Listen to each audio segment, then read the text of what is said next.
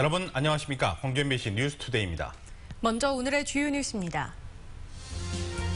5.18 단체들이 전두환 씨 회고록에 대해 출판과 배포를 금지하는 가처분 신청을 냈습니다. 국정 철학이 담긴 문재인 대통령의 공식 연설이 국민들의 공감을 얻고 있는 가운데 국회 시정연설은 그늘진 곳을 위해 일자리를 만들고 불평등을 해소하겠다는 메시지를 분명히 했습니다.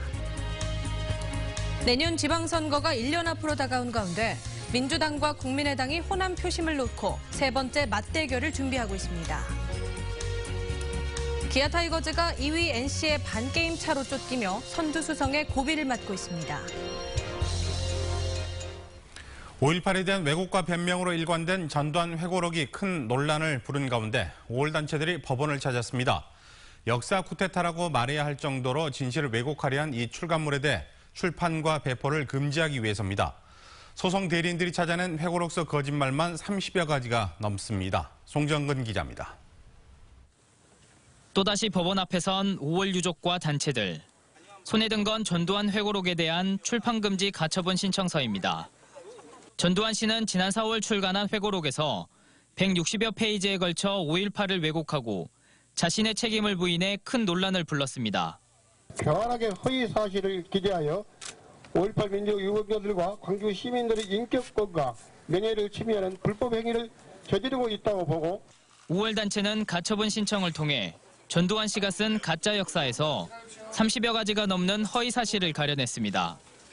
먼저 5.18 북한군 개입설은 국가 차원에서 수차례 조사했고 진실이 아닌 것으로 결론 났다고 지적했습니다.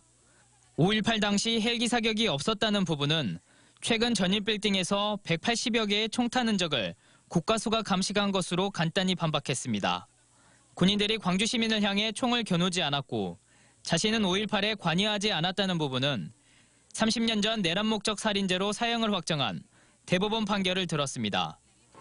5월 단체는 전두환 씨가 5.18 당시 북한군 개입설에 대해 금시초문이라는 입장을 밝힌 지 1년도 지나지 않은 시점에서 자신의 회고록에 왜곡 세력의 주장을 집대성했다고 말했습니다. 개인의 문제라기보다는 5.18 역사를 왜곡하려고 하는 극우나 일부 아주 극단적인 사람들의 생각을 집대성한 책이 아닌가, 그런 우려를 갖고 있는 게 가장 큰 부분이고요. 5월 단체는 또 다양한 5.18 왜곡에 앞장서는 지만원 씨가 시민군을 북한군으로 왜곡한 화보집에 대해 출판금지 가처분을 함께 신청했습니다. MBC 뉴스 송정근입니다. 민주화운동 기념사업회 신임 이사장으로 백양사 방장 지선 스님이 최근 취임한 가운데 윤장현 시장이 백양사를 찾아 5.18 진상규명 등 현안 사업 협조를 부탁했습니다. 윤 시장은 지선 스님을 만난 자리에서 5.18 정신 헌법 전문 수록과 국가 차원의 5.18 진상규명위원회 구성, 민주인권 기념파크 조성 사업 등 광주의 현안에 대해 의견을 교환했습니다. 옛 전남도청 복원을 위한 시민공청회가 오늘 열릴 예정인 가운데 문재인 대통령의 5.18 기념사 이후 정부의 변화된 입장이 나올지 주목됩니다. 광주시에 따르면 오늘 공청회는 그동안 참여하지 않았던 문화체육관광부 관계자가 참석해 향후 추진 계획을 발표할 계획이어서 내용에 관심이 쏠리고 있습니다. 옛 전남도청 복원 문제와 관련해 문재인 대통령은 지난 5.18 기념식에서 광주시와 협의하고 협력하겠다고 밝힌 바 있습니다. 볕은 따갑지만 적당한 바람 덕분에 아직은 즐길 만한 여름 날씨 이어지고 있습니다. 다만 오늘은 우산을 챙기셔야겠는데요. 구름이 많이 낀 가운데 오후에 내륙 곳곳에서는 소나기가 쏟아지겠습니다. 우리 지역 5에서 10mm의 강우가 예상되고요. 소나기가 내리는 곳에서는 돌풍과 함께 천둥과 번개가 동반되니까 각별히 주의하셔야겠습니다. 오늘 광주의 낮 최고 기온은 27도로 예년과 비슷한 수준의 더위가 예상됩니다.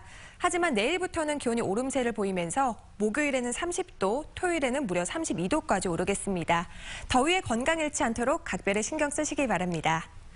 현재 기온 보시면 광주가 18.6도로 출발하고 있고요. 영광이 16.6도, 담양이 16.8도를 보이고 있습니다. 낮 기온은 장성이 26도, 담양과 화순, 나주 27도로 예상됩니다.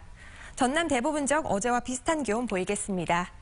곡성과 구례가 27도, 보성이 25도로 예상됩니다. 날씨였습니다. 문재인 대통령은 취임 이후 몇 차례의 공식 연설을 통해 국정 철학을 드러냈는데요. 국민과 함께 호흡하려는 진솔한 언어가 공감을 불러내고 있습니다. 어제 있었던 국회 시정연설에서는 문 대통령의 시선이 어디를 향하고 있는지를 좀 더 분명히 드러냈습니다. 박수인 기자입니다. 취임 이후 첫 공식 행사인 5.18 기념식에서 문재인 대통령은 100마디 말보다 진한 몸짓으로 광주의 아픔을 어루만졌습니다. 현충일 추념사에서는 독립유공자와 호국용사, 산업화 시대의 이름 없는 노동자와 민주열사들을 애국이라는 단어 위에 하나로 묶었습니다. 애국하는 방법은 달랐지만 그 모두가 애국자였습니다. 제도상의 화해를 넘어서 마음으로 화해해야 합니다. 6월 항쟁 기념식에서는 절차적 민주주의를 뛰어넘어 모두가 잘 사는 경제민주주의, 연대와 타협이 작동하는 일상의 민주주의를 새로운 이정표로 제시했습니다. 민주주의가 정치, 사회, 경제의 제도로 정착하고 우리 한 사람 한 사람이 일상에서 민주주의로 훈련될 때 민주주의는 그 어떤 폭풍 앞에서도 꺾이지 않을 것입니다. 문 대통령의 연설에 화려한 언변과 정치적 수사는 없었습니다. 민주주의가 걸어온 길을 관전자가 아닌 참여자로 함께 해온 삶. 대통령도 국민의 한 사람일 뿐이라는 낮은 자세가 말의 무게를 더했습니다. 권위주의 정부에서 또 지향했던 바들의 색깔을 벗어버리려는 그와 같은 생각과 그다음에 정책의 방향이 결국 연설에 등장했다. 첫 국회 시정연설에서 문 대통령의 생각은 더욱 분명해졌습니다. 지난 보수정부의 경제정책이 대기업 중심 성장에 초점이 맞춰졌다면 앞으로의 경제정책은 그늘진 곳을 향한 시선으로 일자리를 만들고 불평등을 해소하는 게 목적입니다. 마음 놓고 일하고 싶다는 국민들의 절박한 호소에 응답합시다. 서민들의 눈물을 닦아주고 고통을 떼어넣읍시다. 문 대통령의 첫 시정연설을 두고 야권에선 협치를 포기했다, 알맹이가 없다는 등의 비판이 쏟아졌습니다. 공감 어린 연설이 그만큼의 공감 정치로 이어지기란 녹록지 않을 것임을 예고하는 대목입니다. MBC 뉴스 박수인입니다. 치매를 국가가 책임지겠다는 문재인 대통령의 공약에 따라 도내 각 지역에도 치매 안심센터가 설치될 전망입니다. 전국 최고 수준의 치매 유병률을 보이고 있는 전남의 경우 설치 장소와 인력 확보가 시급한 과제가 되고 있습니다. 보도에 문형철 기자입니다. 국회 시정연설에 나선 문재인 대통령은 치매 국가 책임제 추진 의지를 다시 한번 밝혔습니다. 어르신들도 가족들도 그 고통을 혼자 감당해서는 안 됩니다. 치매 국가 책임제 하루라도 빨리 시작해야 합니다. 이 공약의 핵심은 전국 모든 지자체에 치매 안심센터를 설립하는 겁니다. 추경 예산안이 국회를 통과할 경우 올해 전남 지역에 투입될 사업비는 190여억 원. 각 보건소에서 맡고 있던 치매 업무는 안심센터로 이관되고 순천에 있는 전남광역치매센터가 도내 22개 안심센터를 총괄하게 됩니다. 각 시군의 치매 안심센터가 설치가 되면 광역치매센터에서 그런 업무를 총괄하고 조정하고 또 교육하는 그런 시스템으로 운영을 해요. 센터 설치 장소 확보가 가능한 3개 시군은 이르면 올해 말부터 운영에 들어갈 수 있지만 나머지 지역은 부지나 건물을 급하게 마련해야 하는 상황입니다. 농어촌이 많은 전남의 특성상 의사와 간호사 같은 전문 인력을 확보하는 작업에도 어려움이 예상됩니다. 인력난도 지금 많이 심화될 것이다. 지자체에서 발빠르게 대응을 해줘야 되는데 현실이 많이 조금. 무엇보다 야 3당이 반대하고 있는 상황에서 이번 정부 추경 예산안이 차질 없이 국회의 문을 넘을 수 있을지가 가장 큰 관심사입니다. MBC 뉴스 문형철입니다. 지방선거가 꼭 1년 앞으로 다가왔습니다. 총선과 대선에서 일진 일퇴 공방을 주고받았던 민주당과 국민의당이 또 한 번의 대결을 준비하고 있습니다. 김철원 기자입니다. 광주 전남에서 민주당과 국민의당은 불과 1년을 사이에 두고 극과 극으로 가는 성적표를 받아들었습니다. 국회의원을 뽑는 2016년 총선에서는 국민의당이 전남 2개 의석을 제외하고 싹쓸이했고 올해 치러진 대선에서는 민주당이 국민의당을 누르고 압승한 것입니다. 내년 이맘때 단체장과 의원들을 뽑는 지방선거에서 광주 전남에서는 어떤 결과가 나올지 벌써부터 관심입니다. 민주당은 지금의 당 지지율 고공행진과 문재인 대통령을 향한 지역민들의 90%가 넘는 지지율에 기대감이 한껏 커진 상태입니다. 문재인 정부가 일을 잘할 수 있도록 저희들도 열심히 뛰고 또 지역민들의 또 호응을 받을 수 있도록 최선을 다하는 것, 그것이 대비책이라고 볼 수 있겠습니다. 대선 이후 지지율이 한 자릿수까지 떨어지는 등 절치부심하고 있는 국민의당은 앞으로 남은 1년의 시간은 길다며 선전을 장담하고 있습니다. 실제적으로 호남 지역민의 삶을 누가 더 가까이서 대안적인 제시를 해나가면서 챙겨줄 수 있느냐, 이런 부분들이 선택의 기준이 될 것이라고 보고, 탕평 인사와 5.18 대선 공약 이행 등 문재인 정부 1년간의 성과가 호남 지역 지방선거에 가장 큰 변수가 될 것이라는 점은 큰 이견이 없습니다. 인사하고 관련된 부분하고 관련해서 초대 내각의 구성과 그들의 역할 또 결과 이런 것들에 따라서 내년 지방선거에 가장 큰 변수가 될 수밖에 없을 것 같고요. 단체장과 지방의원 입지자들이 활발한 물밑 움직임을 보이고 있는 가운데 불과 1년 사이에 1승 1패씩을 안겼던 호남의 유권자들이 1년 뒤 선거에서는 어떤 표심을 나타낼 것인지 주목됩니다. MBC 뉴스 김철원입니다.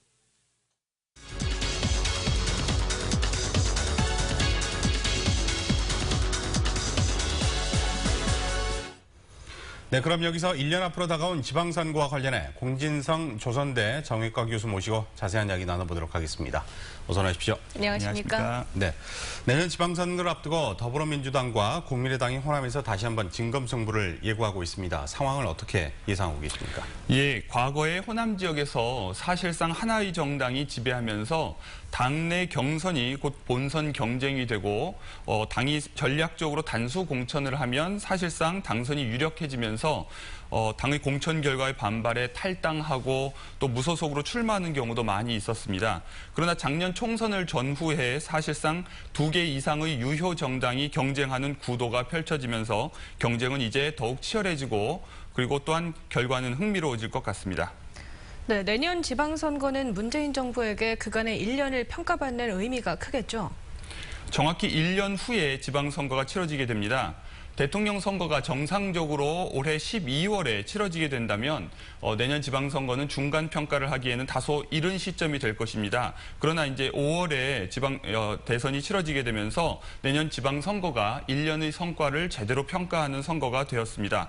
그런데 1년은 새 정부에 대한 낙관적 기대가 계속 유지되기에는 조금 긴 시간이고 체감할 수 있는 성과를 내기에는 다소 짧은 시간입니다. 그런 의미에서 앞으로 1년이 특히 더불어민주당에게는 매우 중요한 시간이 될 것으로 보입니다.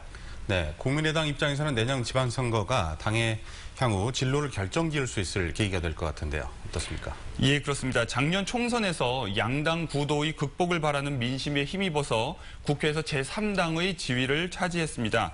그러나 사실 호남을 제외하고는 지역에 아직 뿌리를 제대로 내리지 못했습니다. 이번 선거를 통해서 어떻게 혁신하는 모습을 보여주느냐에 따라 전국 정당으로서 뿌리를 내릴 수 있을지가 결정될 것이고 다시 그 결과에 따라 호남 지역에서의 장래도 기대해 볼 수 있을 것입니다. 관건은 인적 쇄신과 충원인데 쉽지 않은 과제가 될 것으로 보입니다. 네, 현 시장의 대선 도전이 예상되는 광주시장 선거와 또 현재 공석인 전남도지사 선거에 벌써부터 관심이 높은데요. 승부구도 어떻게 예상하십니까? 선거 때마다 후보 선출 방식을 두고 논란이 일어났습니다. 지난 지방선거에서는 전략공천 방침에 반발해서 후보자들이 탈당하고 다시 무소속 후보자들끼리 단일화를 하기도 했습니다. 그러나 이제 지난 대선 경우처럼 각 당이 얼마나 민주적으로 그리고 감동적으로 후보를 선출하느냐에 따라 지역 유권자들의 호감이 기본적으로 움직일 것이라고 생각합니다. 광주건 전남이건 기본적인 구도는 더불어민주당과 국민의당의 대결이 될 것으로 현재 보이지만 이제 당내 경선이 얼마나 치열하게 진행되느냐에 따라 각 당 후보의 본선 경쟁력이 조금은 달라질 것이라고 생각합니다. 네. 매년 지방선거마다 그 쟁점이 일고 있는데요. 내년 지방선거의 쟁점과 선택 기준 어떻게 보고 계십니까? 지방선거의 쟁점이 지역적 특징을 가지는 것은 자연스럽고 또 당연합니다. 그런데 이제 중앙정부와의 관계 문제가 이 모든 쟁점을 덮는 경우들이 많았는데요. 이번에는 이제 그렇게 되지 않기를 바라고요. 전남은 지금 인구 감소와 도시 축소가 계속되어서 적정 수준의 삶 자체가 위협받고 있는 상황입니다. 그리고 또 상이한 성격을 가지고 있는 전남 지역은 주민들의 적정 수준의 삶을 어떻게 보장할 것인지 이것이 이제 중요한 쟁점이 되어야 할 것이라고 생각합니다. 그에 비해 대도시 광주는 일자리 창출을 비롯한 경제적 활성화 등이 더 중요한 이슈가 될 것입니다. 그러면서도 동시에 지금까지 한국의 민주주의를 이끌어왔던 정치적 도시로서의 그 정체성을 앞으로 어떻게 살려나가야 할 것인지가 또한 중요한 쟁점이 될 것이라고 생각합니다. 네, 지켜보도록 하겠습니다. 오늘 말씀 잘 들었습니다. 고맙습니다. 협력업체와 대리점주들이 금호타이어 매각 중단을 촉구했습니다. 이들은 민주당 광주시당과 서울 금호아시아나 빌딩 앞에서 궐기대회를 갖고 문재인 대통령과 집권 여당이 금호타이어 매각을 막기 위한 어떠한 조치도 하지 않고 있다며 적극적인 대선 공약 이행을 촉구했습니다. 한편 금호타이어 채권단은 금호그룹이 제시한 0.5%의 상표권 사용료율은 부담이 크다며 수용하기 어렵다고 뜻을 모았습니다. 채권단은 대신 기존안을 한 번 더 검토한 뒤 오는 16일까지 입장을 전달해달라며 공을 다시 금호그룹으로 넘겼습니다. 녹조 저감을 위해 수문이 개방됐던 영산강 죽산보에 녹조가 번져 올여름 첫 수질 예보제 관심 단계가 내려졌습니다. 영산강 유역환경청은 영산강 죽산보에서 지난 8일 남주류 개체수가 1ml당 43,150셀로 급증했다며 이는 가뭄과 무더위 등의 기상 영향으로 일시적인 현상으로 보인다고 밝혔습니다. 환경단체는 수문 개방이 하천의 유속을 유지하는 것이 아닌 관리 수위를 낮춰 유지하는 데 초점이 맞춰져 있어 발생한 문제라며 근본적 대책 마련을 촉구했습니다.